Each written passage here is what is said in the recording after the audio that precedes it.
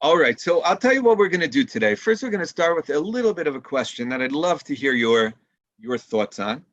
And then maybe, we'll look a little bit into a few sources, but we'll try to maybe gain a perspective of the time period that we're in, especially in this crazy year.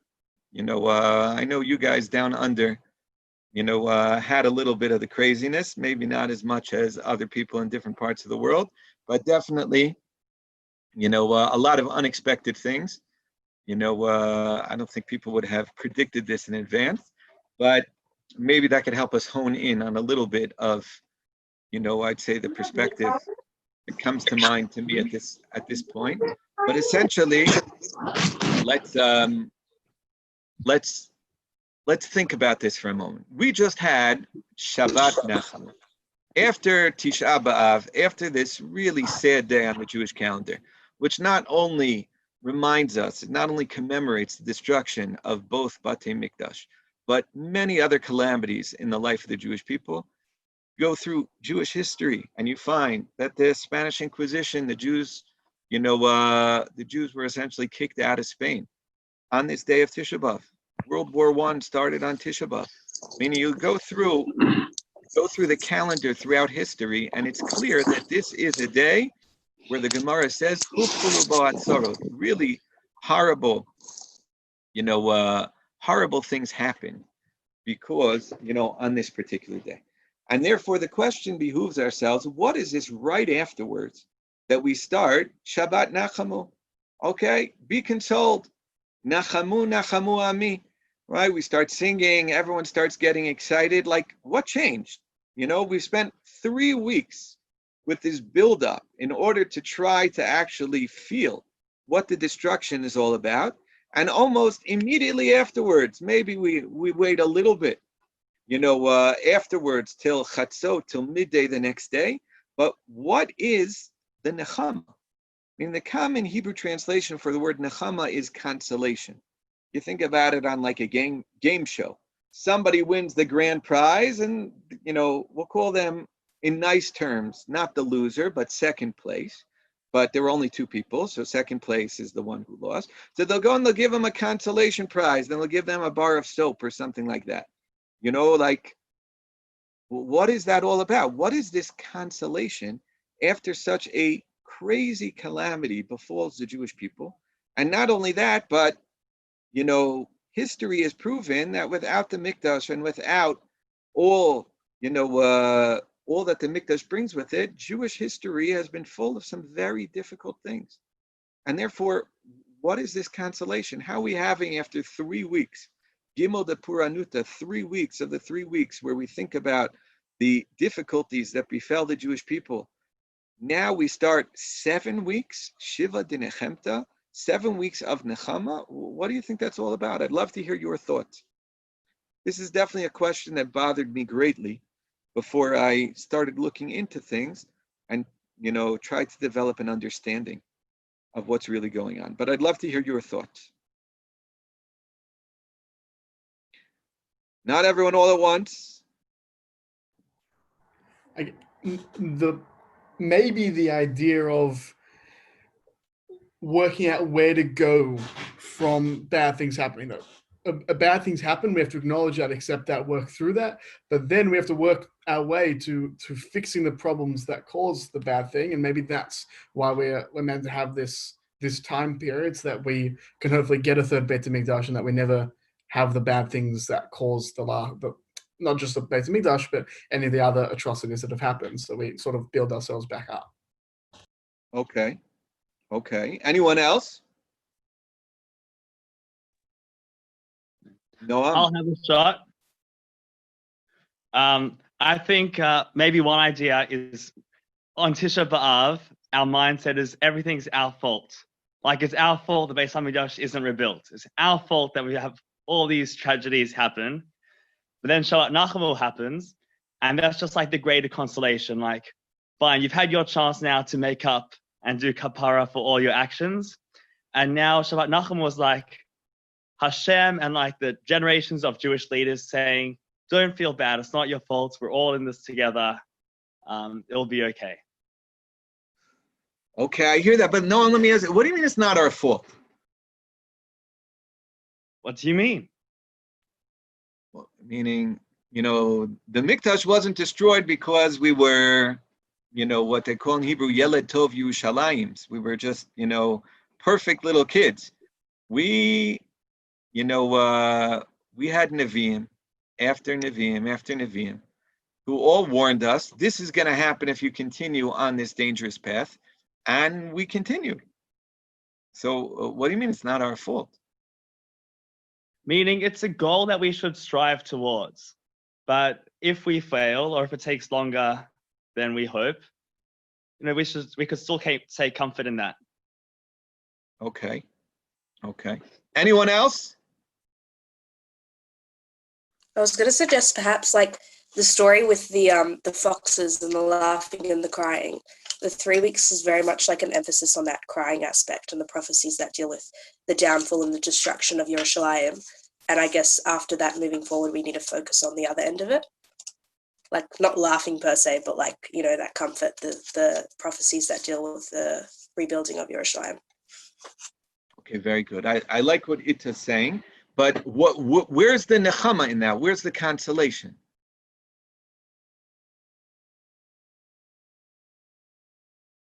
So I'll tell you like this, meaning we have the first Haftorah that we read this past week, the first Haftorah of the Shiva de Nechemta, of the 7 Haftorah of consolation. So the first one starts, Nachamu, Nachamu Ami, Yomar Elokechem. That Hashem says to us, be consoled, be consoled. Now, if you look at the order of the Shiva de Nechemta, these 7 Haftorah, they all come from Sefer Yeshayahu. They all come from basically, the second half of Sefer Yeshayahu, but they're not in chronological order the way they appear in the Navi. And the question is, why not? So there are a number of commentaries all the way from the time of the Rishonim who note that the first pasuk of each one of these consolations is actually a discussion. Next week's Haftorah is going to be Aniyah Soara Lo Nuchama, meaning that basically, afflicted, and in a very difficult state, Lo Nuchama. And these commentaries explain that essentially there's a discussion going back and forth, and God is saying, okay, there's been tremendous destruction, but I want there to be consolation. And the people are responding, how could we be consoled? Look at the level of devastation. Who could have ever imagined this? You're right, the Nevi'im told us, but we never imagined that it would really be this bad. How can we be consoled? And the process is, through the 7 weeks of us actually being able to be consoled. But the question is there really room for consolation afterwards? I'm going to share with you my screen for a moment. And I want to ask a few different questions. One of them we just asked, and that is, what is the Nechama here, right? But also, if there is a Nechama, should we still be crying, right? Ita noted, Rabbi Akiva is laughing. Rabbi Akiva's colleagues are crying. Rabbi Akiva is laughing. They ask him, why you laughing? He asks them, why are you crying? Meaning, can the two exist simultaneously? Can we, on the one hand, be crying over the Mikdash, but yet be consoled that something's okay? Rabbi? Yes. I'll just unmute. No, I hear you now. I hear you. Okay. The sequence in the Gemara is that when they saw the Shiur, they said, look at the level. The most holiest place in the most holiest city, in the most holiest land, has having a treif or a very, very low level of animal coming out and shows that there's desolation. And that was prophesied. But then he said, after that, he said, Al tismechi o yavtili, ki nafalti kamti, ki eishach b'choshech Hashem orli. In other words, there is a Nechama, just as Yeshaya and the Nevi'im said, it will be a fall. There's also a resurrection, if you want to put it, or a re-emergence later on. And that's why he was laughing. He was saying that. Okay, great. That's what Rabbi Akiva responds. Correct. 100%. right? And we're going to see that later, and that's the last source on the pages that we have here. And But if I can also make another point, and the whole idea in Judaism is Yeush is awesome in a Torah. There's a place for wailing, there's a place for avelut, that you have to get up. okay, good, 100%. In But here, Minhag Ashkenaz, when you finish Shiva, someone, the Rav comes in and says, "Ata tzarich lakum." You know, you've got to go back to normal things, that you don't have a permanent Shiva. 100%. But here's where the question is, should those rules apply when we're talking about such a devastating destruction? Because take a look for a moment at the Torah. The Torah already, even before the Nevi'im spoke about the actions that led to the destruction of the Mikdash, we have two tochachas in the Torah, two rebukes, which essentially say what are going to happen in history if the Jewish people do not observe the mitzvot. And the first is in Parshat Bechukotai, and there it describes a pasuk that we'll hopefully get back to, that the desolation of the land, where the land will essentially lie fallow for centuries, will be on account of the Jewish people not observing the Shemitah, not observing the sabbatical year, planting in the land instead of leaving it desolate. And then in Pasuk Mem Dalet over here, it says, "Va'af gam zot biotam be'eretz oivehem." And even at this point, when you are in the lands of your enemies, lo ma'astim v'lo ga'altim lechalotam lahafer briti itam ki ani Hashem Elokeichem. Even though you are put out of your land, you have been exiled, and you live in destruction, God promises us He will not have mi'us. He will not despise us, right? He will not destroy us. He will not break His covenant with us, because He is Hashem, our God, and He will remain that way at all points. And He'll remember the original covenant, etc. That's very, sounds very nice. Even when God is going to punish us, there still is going to be a level of connection. But now let's take a look for a moment at what it says at the end of Sefer Eicha. Right? We just had the Megillah of Eicha, we read it, and these are the last psukim in Eicha. It says, "You Hashem will live on your throne forever. Don't forget us forever." Look at Pasuk Chaf Aleph, "Hashivenu Hashem elecha v'nashuva, chadesh yameinu kikedem."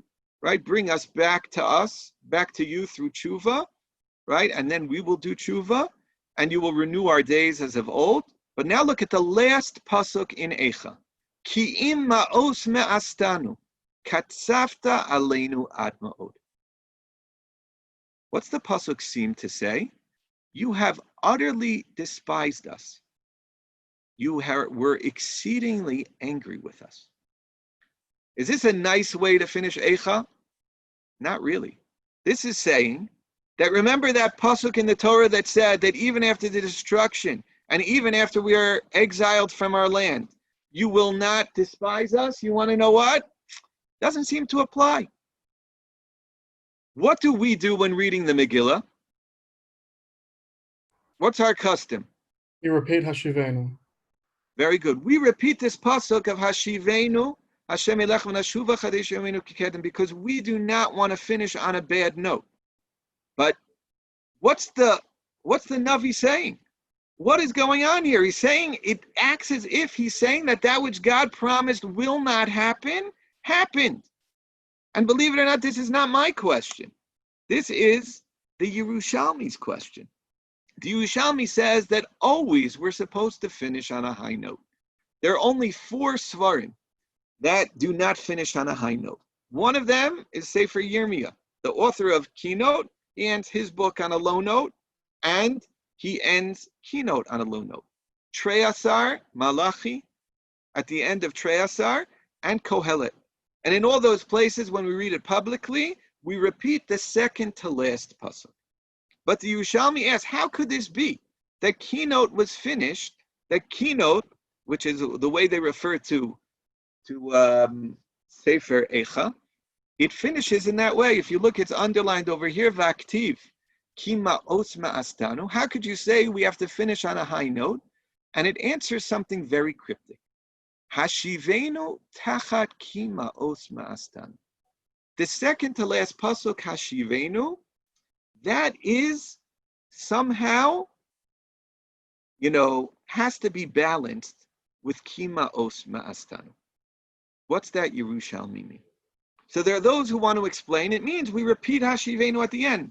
But that's not what the Yerushalmi is talking about, because the Yerushalmi is asking, a Navi is not supposed to finish a Sefer on a very sad note. So why would Yirmiyahu do this? And it gives this answer. Now, what we repeat might be our way of indicating what the Yerushalmi is talking about.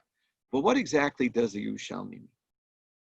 So I think if you would take each one of these three questions independently, so you could answer them all independently. But I would like to look at these three questions as a whole and maybe try to see what should be our perspective in the wake of destruction, and how do we balance the Hashivenu and the Ma'os Ma'astanu, and how do we look at the Churban itself.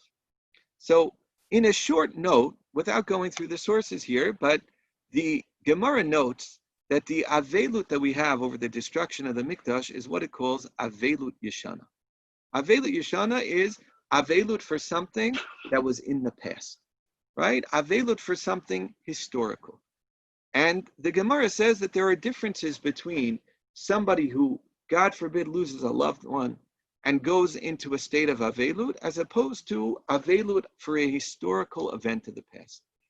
And when you look at it, it actually works backwards. When we look at common Avelut that we have, the Avelut that we have, and this is what I think Manny mentioned very well beforehand, the Avelut that we have is, at first you have the most intense Avelut. You have 7 days of Avelut. The first 3 are the most intense. And then afterwards we go to Shloshim, where a little bit more is permitted. Then we go to Yud Bet Chodesh, if it's over a person's parents. And little by little, a person has to come back into real life, right? On the other hand, the Avelut that we have for the Churban HaMikdash goes the opposite.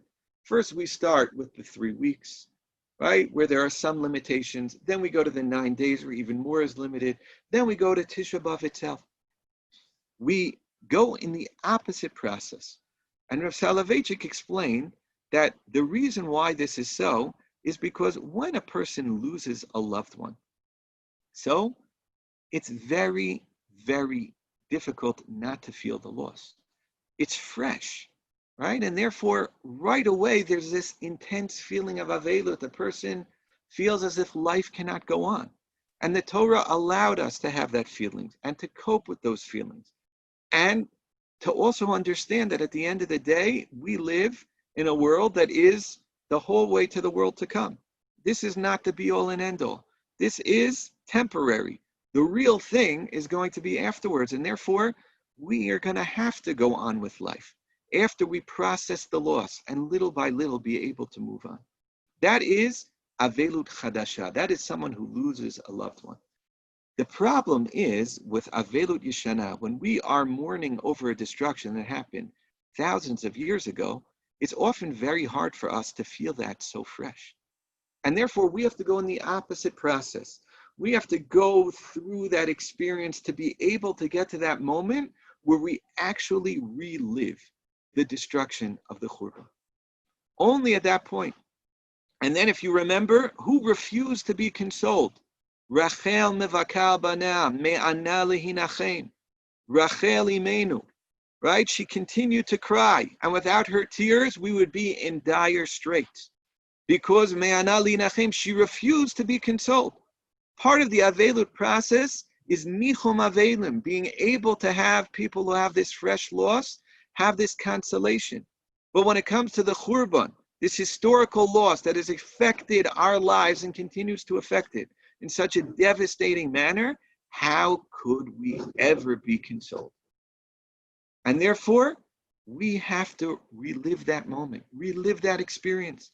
If you look at the Gemara when describing what the Suda HaMafseket is, in the Gemara and Tanit over here, it says that the Suda HaMafseket was at that point, V'doma lo ki'ilu meto muta lefanav. The goal that we have is that we actually feel that there is a fresh loss in front of us. A Tisha B'Av where we have not succeeded in rebuilding the Mikdash is another Tisha B'Av that the Mikdash has been destroyed. And it's not an easy feeling to experience. But if we get to that freshness, so we could also ask ourselves, how could we go on? Could there be any consolation? Right? We have to feel this loss, the Rambam says, b'da'aga, with worry, uveshimimon, with this feeling of destruction, b'chiyah, with crying.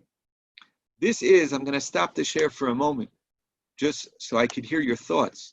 But essentially, when we think about what's going on within the Churban, if we've actually succeeded in reliving the experience, if we are actually there when we see the entire Jerusalem, and I recommend Machon Migalim, which is basically the people who do the tours in Ir David, in the city of David. So they made some very powerful, short little clips to give you a feeling of what the Churban was like. And you look at the mass amount of destruction and the repercussions of pogroms, etc., of Jews not being able to defend themselves, not being able to daven in the mikdash, to bring karbonot. And you ask yourselves, what's this consolation all about? That last pasuk of Eicha seems to say it all. Ki ima os ma'astanu. Has God not despised us by destroying the mikdash, shown extreme anger? Could we really be consoled? Aniyah so'ara lo Nechama. We should respond, we're not willing to be consoled. Like Rachel Imenu me'ana li'nachem. How could we ever be consoled after such a destruction? What do you think?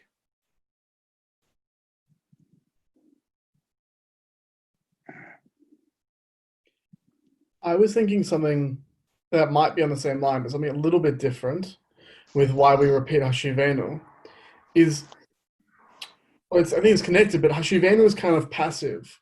Like we're asking Hashem to return to us. Whereas we want to be, we want to be telling them at this point is that you shouldn't just wait for Hashem to come to you, is that you've made the mistake. Remember, this is how angry Hashem is at us, because you have to now go forward to Him. And it's trying to then we say Hashivenu again to say you shouldn't be too upset that as you're saying that you're not too upset that you're stuck as a stone, that you won't do anything. You have to sort of balance the relationship. Okay. Nice idea, Ariel. Anyone else want to add anything? So I want to ask you a question. Tisha B'Av comes, Chatzot of Tisha B'Av day. Definitely Ashkenazi custom is you get up off the floor and you sit on a chair. Rav Soloveitchik was so convinced that this was important that he used to go and spend the entire morning of Tisha B'Av and explain the keynote. But when Chatzot hit, when midday hit, even in the middle of a kina, he would get up and sit on a chair. What happened at Chatzot that this all changes? Any ideas? What exactly happened? Or what happens every year at Chatzot that this consolation begins? Anyone have an idea? Maybe it symbolizes the passing of time. Passing of time, okay, good. But why specifically Chatzot? It's like the change in the middle of the day. When we don't no longer consider it morning, we consider it the time, or at least just after Chatzot when we start saying Mincha. So, the symbolic parallel. Very good. Meaning you're saying that something within the day itself symbolizes that we're moving on to the next stage. Wasn't that exactly. When the Jewish people realized they weren't being destroyed, but rather the temple instead of the whole nation? Okay, very good, Batsheva. I like that idea. I'm going to see in a moment, but that at first glance doesn't make any sense. Right? What did Batsheva just say? Batsheva said that you want to know what happened historically at Chatzot. Historically at Chatzot, that's when the Beit HaMikdash started being burnt. In fact, the Gemara tells us that Rabbi Yochanan says, if I lived in that generation of the Churban of the Mikdash, I would have made it that we don't fast on Tisha B'Av, we fast on Yud B'Av, because a majority of the Mikdash actually burnt on Yud B'Av, because the Mikdash burnt from midday on Tisha B'Av, midday of the 9th to midday of the 10th. That means that, let's say, for about 7 hours, it burnt on the actual 9th, but most of the burning, 17 hours, was being done on the 10th. And that's why, definitely in general years, when it's not on Erev Shabbat, we don't eat meat and we don't do laundry, we don't get haircuts until midday of the 10th, because the Beit HaMikdash was actually burning then.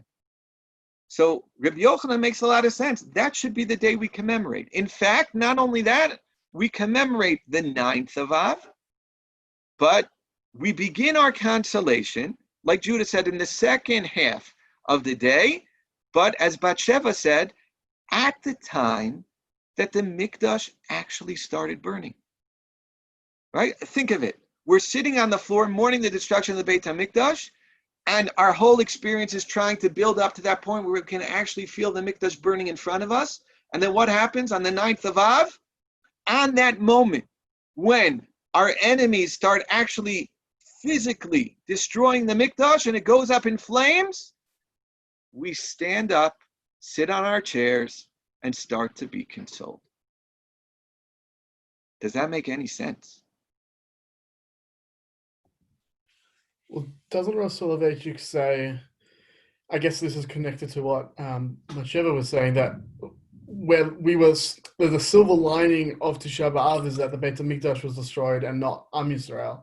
So maybe that's what we're doing, is that when we get up, is that we're thanking Hashem that we're not destroyed and understanding that we got to survive, and now, although the Beit HaMikdash was destroyed, we are still alive as a nation.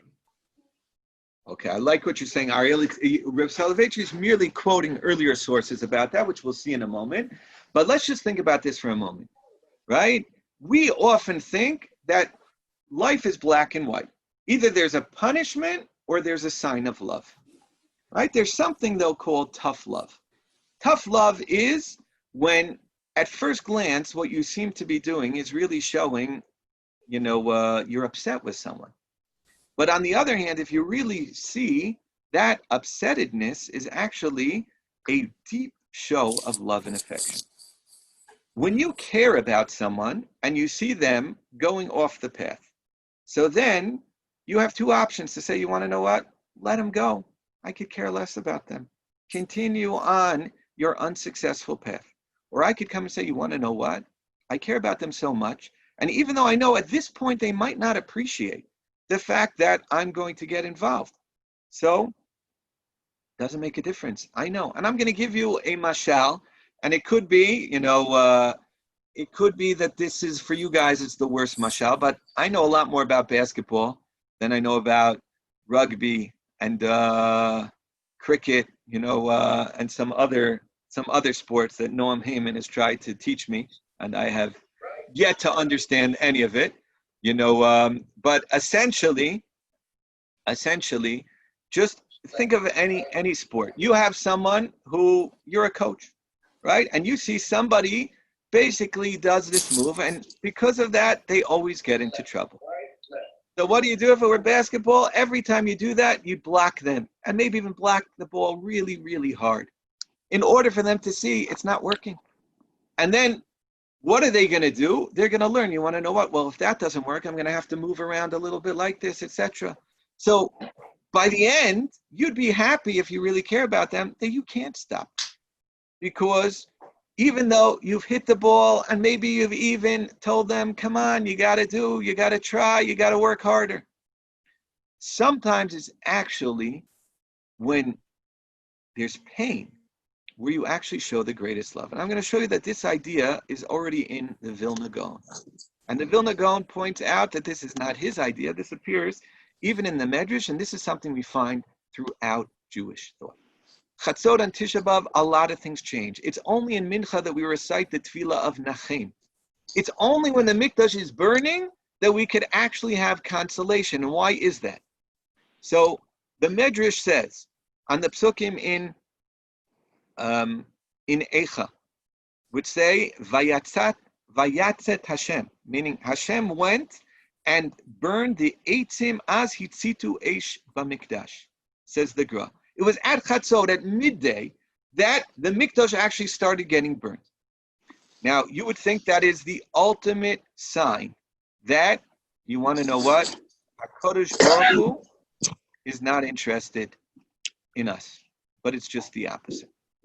Because, let me ask you a question. How many chataim did the stones of the Beit HaMikdash do? Absolutely nothing. The Mikdash itself did not deserve to be destroyed. And what was the common refrain? When Yirmiyahu Hanavi, the one who wrote Eicha, when he went and he said to the people, realize the Mikdash is going to be destroyed. There's going to be tremendous desolation if you continue on this path. They responded, Heichal Hashem. What do you mean? This is God's sanctuary. God is not going to destroy his sanctuary. So what should have happened? If the Jewish people misbehaved, what should God have done? Very simply, he should have said, you want to know what? You guys don't deserve the Mikdash. You don't deserve me. And because of that, I'm going to replace you. How am I going to replace you? I'll find another nation who's more fitting than you. That would have been the proper response had God not been interested in the Jewish people. But God did, at first glance, is the unthinkable. It's something the people at the time never imagined. You'd leave us as a nation alive, and instead you would destroy the Mikdash? You destroy your temple in order to save us? Because the two could not coexist at this point. If the Jewish people were using the Mikdash as an insurance policy, God's not going to destroy the Mikdash, we can continue the way we are. And the Kohanim were among the most, let's call them improper, Jews at the time. So, there is absolutely no reason for the Mikdash to remain in the hands of the Jews, but it's good. Just get rid of the Jews, and Mikdash will be given to somebody else. Who expressed this idea that the destruction of the Mikdash was essentially a sign that God is no longer interested in the Jewish people? That's why after the second Mikdash, that's Christian thought.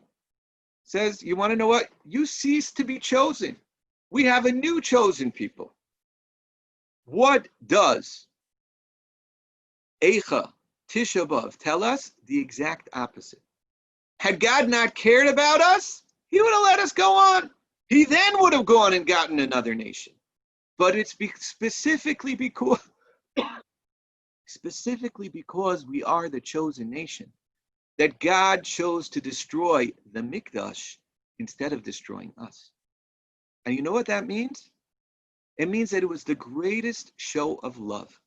The Gemara describes that the Kruvim, which were right above the Aron, which expressed the relationship between God and the Jewish people, when the Romans came in and saw the destruction of the Mikdash, they saw, and they went into the Kodesh Kadoshim, they saw that the Kruvim were hugging each other, which doesn't make any sense. Why would they be hugging each other? Well, where's the sign of love? Because when you really think about it, the destruction of the Mikdash was the greatest show of godly affection we have ever had. Because instead of eradicating us, HaKadosh Baruch Hu eradicated his own temple.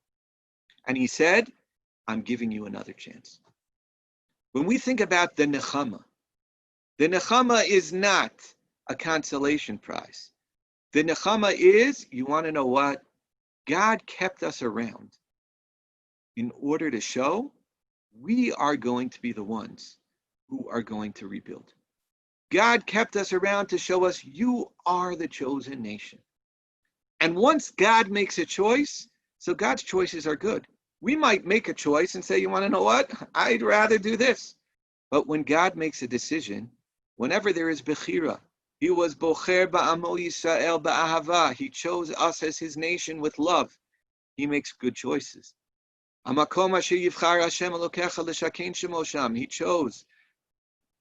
Yerushalayim and the Mikdash. God makes good choices. But when we make bad choices, God chooses to destroy Yerushalayim instead of destroying us. That is, as difficult as it is a tremendous source of consolation. And you want to know what? Jewish history bears this out. If you remember those psukim in the Tochacha and Sefer Vayikra, right before it mentions that God will not despise us, it says that the desolation, the land will lie in desolation for an extended period of time on the account of the Shemitah that you did not observe. When you planted during a year that's supposed to not be a year of planting, so you want to know what's going to happen? The land is going to have to lie fallow. So that sounds like a terrible thing. Think about the utter destruction. Everything is going to be destroyed and it's going to remain in a state of destruction. But you want to know what? The Ramban already points out that that is a blessing in disguise. Where's the blessing there? He says because this land of Israel has not grown when in the hands of our enemies. Now, the Ramban, after the disputation in Barcelona, the Ramban defended the Jewish faith against Pablo Cristiani and the Catholic Church in Spain, and because of that, he was kicked out. He was kicked out of Spain, and he comes to Israel, and he sees desolation, destruction. He says, "How could this be? This was a place where people wanted to live in for thousands of years. But what happens? The Babylonians destroy, and almost immediately afterwards, the Babylonians are nothing, right? We have the Romans, the Byzantines, etc. They come. No one succeeds in building up the land of Israel. The land of Israel is desolation in the 1200s when the Ramban comes. And the Ramban says, you want to know what? This is all God's promise. This is a blessing in disguise because God told us this land will not grow for anyone else. It is married to us. It's connected to us. And it has a relationship with us. Haita ki almana. It's like a widow. It's not, meaning the husband's still alive. There still is a relationship there. I just don't have any connection with him physically. And the Ramban says it will not return to grow until the Jewish people. Is this true? Until the Jewish people return to the land. So there was someone about 600 years after the Ramban, right? A famous author by the name of Mark Twain. And Mark Twain, in his most well-sold book in his lifetime, the book Innocents Abroad, so he writes the same thing. He says Palestine sits in sackcloth and ashes. Nothing grows. He says, how could it be? Nothing grows. The Palestinian Commission, which was trying to figure out what to do with this land.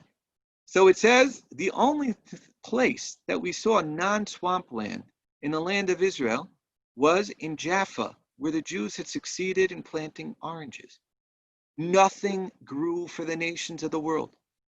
On the one hand, destruction. On the other hand, a blessing in disguise, because God is keeping us around to give us another chance. God is showing his love by destroying the Mikdash and saying, you want to know what? The Mikdash is destroyed when you don't deserve it, but you are going to deserve it. And I'm going to keep you around in order to do so. You are my chosen and you will remain my chosen. And you look through Jewish history until the Jewish people returned to the land of Israel, no one came. And you want to know what? As much as you might find on the news around that the Arabs were indigenous people to the land of Israel, not true at all, for one very simple reason, because nothing grew in the land. They couldn't live off the land. If you look, even you could open up Wikipedia and you could see, who lived in Jerusalem. It was Jews. Jews were the majority population in Jerusalem, way more than Arabs for centuries. And as one, American Arab who, originally was born in the area they call Palestine. So he says, anyone who makes the Arab claim that the Arabs were indigenous to the area, he said they couldn't live off the land. But when the Jews came and prosperity came to the land, they followed them there. And I have quotes from this from Haj Amini Husseini, the people who were the most adamant anti-Jews, who basically said, follow the Jews wherever they go because things will start growing.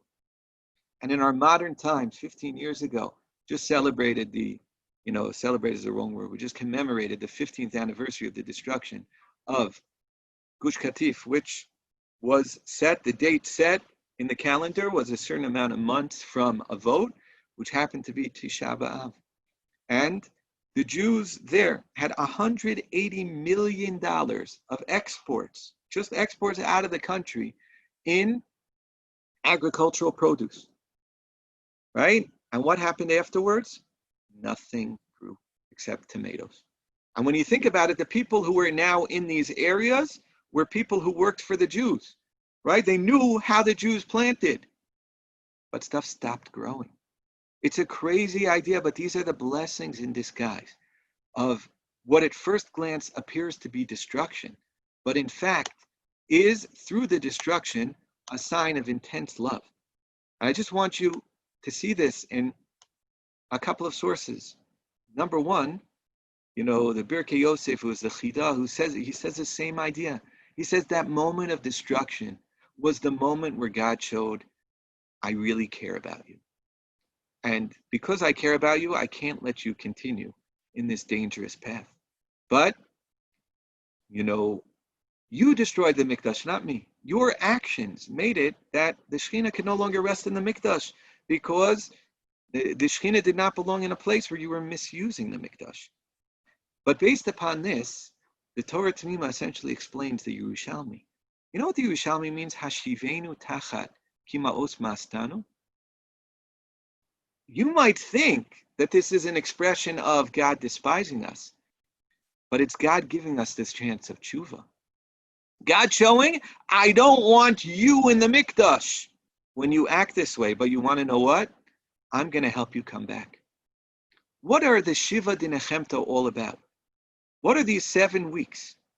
So, if you look at Rav Hirsch explains this concept of Tanchumin. Nechama means Lishanot Hachlata Biyachas La'atid. When you console someone, it's not about the past. When someone, God forbid, loses a loved one, you can't say, well, you didn't really lose them. Of course you lost them. There is tremendous feeling. But Nechama is how we're going to view that in the future. What glasses are we going to look about that? Are we going to be able to focus on the positive? Or are we going to, get so lost in the negative that we're not going to be able to continue? And therefore, Nechama means, Nachamu Nachamu Ami, Yomar Elokeichem. God says, you want to know what? I'm giving you a chance to make it all good, to have the ultimate third Mikdash, which hopefully will never be destroyed, to be able to get to Yemot HaMashiach, to be able to get to the dream. And I'm keeping you around to make sure it happens. And I'm showing you my love. Maybe it's a little bit of tough love, but you've done things that anyone who cares about you would have to show that.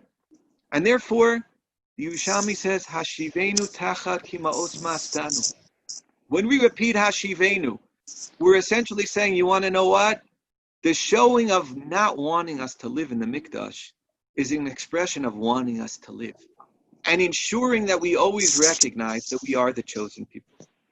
And this is how some authorities explain the Gemara that Manny quoted earlier. We bring here at the end the Beis Halevi, who explains that this is, Beis Halevi is Rav Soloveitchik's grandfather, so a great-grandfather. So he explains that what's Rabbi Akiva doing? Rabbi Akiva is essentially saying, you want to know what? Through the depth of destruction, you can understand the beauty of what will be rebuilt. The more we see the destruction, the more we see that God allowed the destruction to be in the Makom HaMikdash, in His Kodesh HaKadoshim, instead of with us, and we're here to walk around amidst the ruins, it's a sign that these things will be rebuilt. because without us, they had no purpose. God could have given it to another nation and allowed the temple to stay if he cared about his honor, but he cares about us in our relationship with him. And if you think about this, what happens right after the Shiva de Nechemta? What's immediately afterwards? Rosh Hashanah. And what's right afterwards? The next Haftorah we read afterwards on a Shabbos is Shabbos Shuvah and Yom Kippur. This is a process of consolation towards tshuva. This is a process of us understanding. You want to know what? It's hard to be punished. But when we realize that the one punishing us is the one who cares about us, and the one who believes in us, and the one who basically said, I'm giving you another chance, and I'm going to wait for you. And I've created the world in a way where the land in which you should be will only respond to you. So every destruction, as difficult as it is this blessing in disguise. And what's going to determine whether we're able to uncover the beauty of this blessing, whether we're able to actually be consoled, is based upon us and our actions. And therefore, Shiva de Nechemta, these 7 weeks of consolation, are not passive weeks. These are active weeks, where we essentially say, you want to know what? God, we feel your love, even amongst this difficulty. And we want to make this love come to life. And we want to show our love in return. Ashivenu Hashem elecha v'nashuva. You show us your concern for us, and we actually will take that step and make it happen. And I think that's a lot of what this is all about, and that's why the craziest of times, on Chatzot, midday of Tisha B'Av, when the Mikdash goes up in flames, we're not happy, but we can start that consolation. We could start to recognize, you want to know what? God showed us he cares about us more than he cares about his own Mikdash.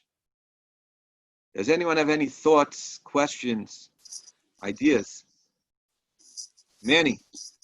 Why don't you say pshat in a different way?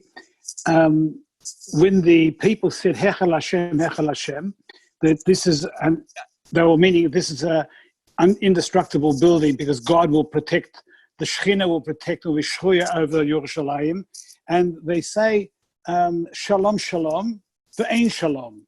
Now the pshat there could be Shalom Shalom. The Kohanim are saying Shalom, God is here, God is here, and the Navi is saying Ein Shalom, God is not here, because you've alienated God. That's why we say Hashivenu Hashem elecha v'nashuva.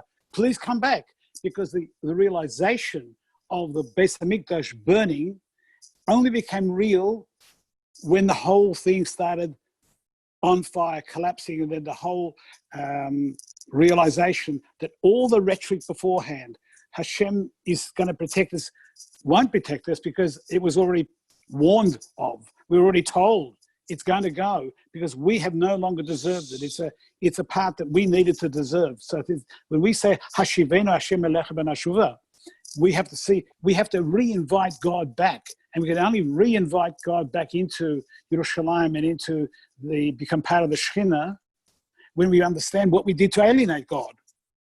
Right, but the pasuk is the opposite. The pasuk is Hashivenu Hashem elecha, meaning we're asking God to take the first step to return us, and then we'll come back. Right, but if you're interested in what you said, there's a very nice piece in the Siftei Dad of Reb Chaim Friedlander, who explains, based upon the Eicha Rabbah, he discusses that idea, but essentially he points out that there are stages within, with the Shechina leaving the Mikdash, which is essentially the Shechina had to leave the Mikdash before it could be destroyed.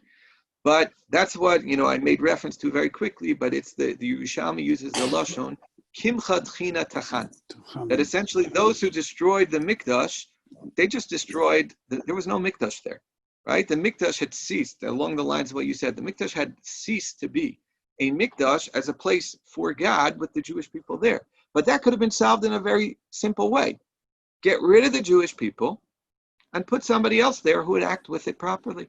And then God could rest there. But God showed us he's not willing to rest there if we're not there and if we're not acting properly there.